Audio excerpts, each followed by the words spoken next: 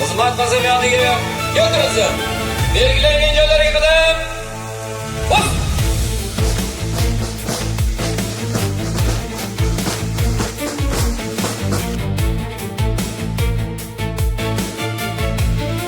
Men ichki ishlar organlaridagi xizmatga kirar ekanman. Fuqarolarning konstitutsiyaviy huquqlarini himoya qilish, Mamlakat tinchligi, osoyishtaligi va xavfsizligini mustahkamlash borasidagi burchimni va zimmamga yuklatilgan majburiyatlarni vijdonan, sidqidildan bajarishga va'da beraman.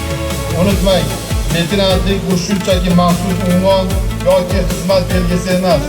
Bu davlatning sizga bildirilgan ishonchi, xalqning oldidagi mas'uliyat va vatanga sadoqat ramzidir.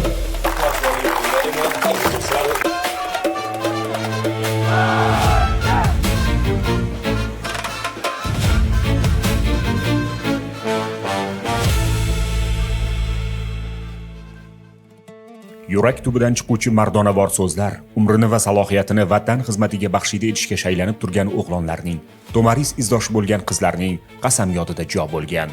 Shaxsan O'zbekiston Respublikasi Prezidentining tashabbuslari bilan tashkil etilgan Huquqni muhofaza qilish akademiyasining ilk qaldirg'ochlari Yangi O'zbekiston bog'ida saf tortdi. Yosh leytenantlarning qasamyod qabul qilish tantanali marosimida Ichki ishlar vaziri general-leytenant Aziz Toshpo'latov, vazirlik va akademiya rahbariyati, professor o'qituvchilar, faxriylar, bitiruvchilarning oila a'zolari ishtirok etdi. Bong urilib, ofitserlarni qasamyodga keltirishga buyruq berildi.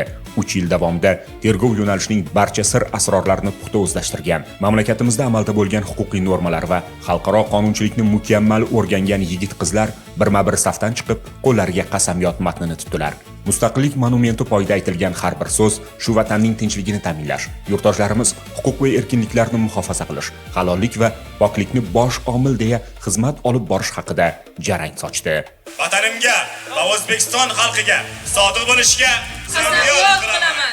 147 nafar leytenantlarning yelkasidagi yulduzlarni shu tun ko'kda porlagan oy ham havas bilan yoritdi. Tinchlik va osudalik ramzi bo'lgan maskanda aytilgan har bir xitob yuraklargacha yetib bordi.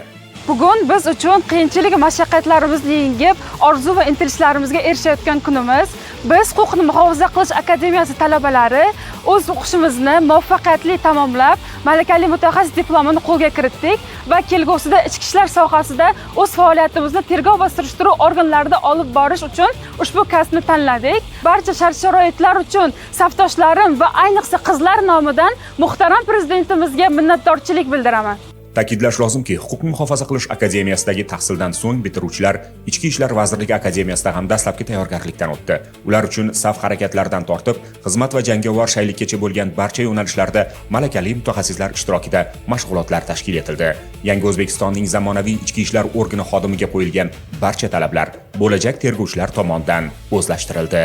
Men va safdoshlarim O'zbekiston Respublikasi Huquqni muhofaza qilish akademiyasining tergov faoliyatining ilk bitiruvchilari sifatida mas'uliyatli vazifaga kirishmoqdamiz. Ushbu vazifamizni bajarishdan oldin biz Ichki ishlar akademiyasida kasbiy va jangovar tayyorgarlikdan o'tdik va ushbu tayyorgarlik kelgusi faoliyatimizda juda muhim ahamiyat kasb etadi desam mubolag'a bo'lmaydi. Bunday sharoitlarni bizga yaratib bergan muhtaram yurtboshimizga o'zimizning cheksiz minnatdorchiligimizni bildirib, ichki ishlar organlarining asosiy konseptual g'oyasi hisoblanmish vatanga va xalqqa sadoqat bilan xizmat qilish oliy burchimiz ekanligini anglagan holda kelgusi faoliyatimizni olib boramiz.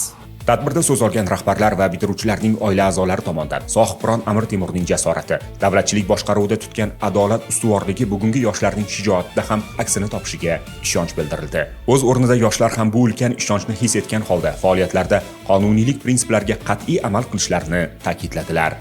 Bizga berilgan bu unvon va ishonchga munosib bo'lishga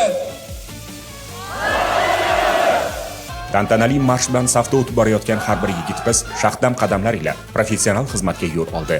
Quvonchdan ko'zlariga yosh olgan, farzandining bugungi kamolatidan sevingan ota-onalar uchun bu uzoq kutilgan va orzu qilingan lahzalar mehr bilan xotiraga muhrlanmoqda.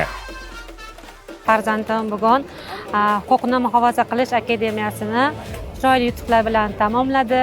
leytenant unvonini olib, juda ham xursand qildi. Muhtaram prezidentimizga juda ham katta minnatdorchiligimni izhor etaman. Ularga shunday chiroyli sharoitlarni yaratib berganligi uchun men ulardan juda ham minnatdorman. Ona sifatida farzandimni ham mana shu kasb orqasidan kelajakda vatanga sadoqat bilan xizmat qilishini tilab qolaman. Masofa uzoq va mashaqqatli bo'lsa-da, ular o'z maqsadlari yo'lida tinimsiz mehnat qilishdi, o'qib izlanishdi, ustozlarning har bir sabog'ini qunt bilan o'rganishdi. Bu intilishlar bugun o'z so'zini aytib, ularning xizmat faoliyatida yangi sahifani ochdi. Qonun ustuvorligini ta'minlashga mas'ul bo'lgan bu yoshlarga adolat tarozisini mahkam tutib, ona yurt rivojiga hissa qo'shdi. Ulkan muvaffaqiyatlar tilaymiz.